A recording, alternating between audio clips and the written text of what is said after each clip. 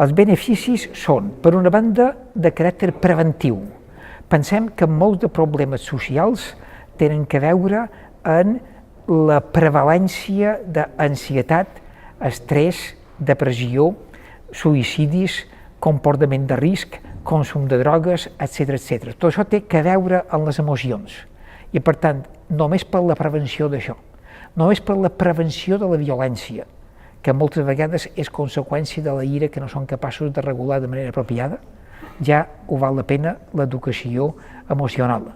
Però, a més, té uns efectes en el rendiment acadèmic, en el clima d'aula i el clima de centre, en les bones relacions entre professorat, alumnes i entre el mateix alumnat, entre el centre i les famílies, i globalment tot això afavoreix el benestar personal i social.